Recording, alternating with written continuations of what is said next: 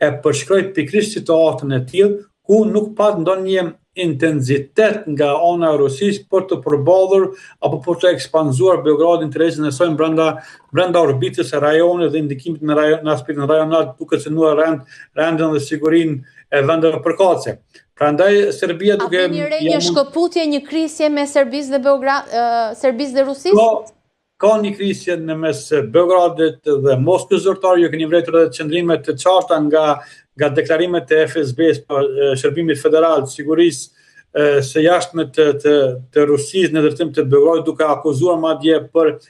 mbështetje të forcës ukrainase përmes elementit ushtarak, përmes industrisë ushtarake të mbrojtjes, dhe njëkohësisht gjatë kësaj periudhe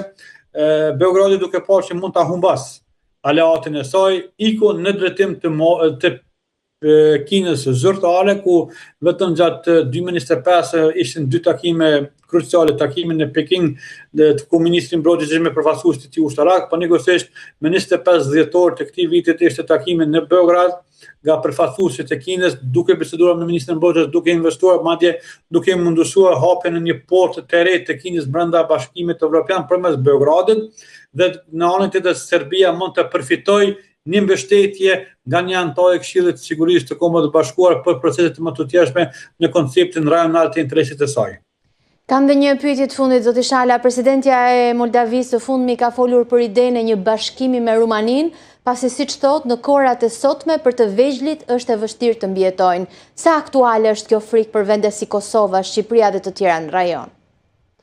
Ne do duhet të ndojmë interesin vinë interesit nacional kombëtar. Për ne, për Kosovë, Shqipëri dhe për Kroacinë është koncepti doktrinar i Shtetit Bashkuar të Amerikës vend i prodhimit të demokracisë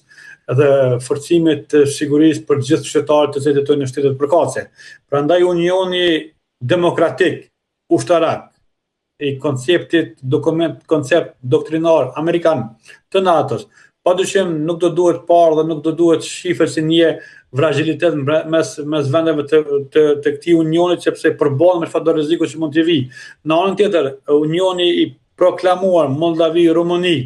dhe hyrjes së saj ndoshta edhe me Serbinë, padyshim e bën këtë ndarjen vizuale, fizike të vendeve interesit, prandaj Moldavia ka të qartë që përmes shkrirjes së saj brenda konceptit ushtarak dhe dokumenteve ushtarake të Romanisë mund të shpëtojë nga pjesë të ndryshme dhe nga Transfernania, e cila është një hapësirë territoriale e separatistëve rusë, dhe me të cilët dhe ndaj të cilëve ka një veprim konkret të Moskës zyrtare. Prandaj vendet e vogla të cilët nuk janë të inkuadruar në koncept dokumentit të NATO-s dhe nuk kanë unione të përbashkëta mbi parimet e demokracisë së përgjithshme, siç është Kosova, Shqipëria dhe Kroacia, do të kenë shumë vështirë të qëndrojnë ndaj presionit që vjen nga ana e Moskës dhe nga rrymë të ndryshme përtej lindjes. Zoti Shala, unë ju falenderoj shumë që ishit sot me ne dhe ndat këtë analizë lidhur me situatën e sigurisë në rajon dhe ndikimin që kanë zhvillimet globale këtu tek ne. Ishte një kënaqësi që ju kishim. Gjithatë mirët.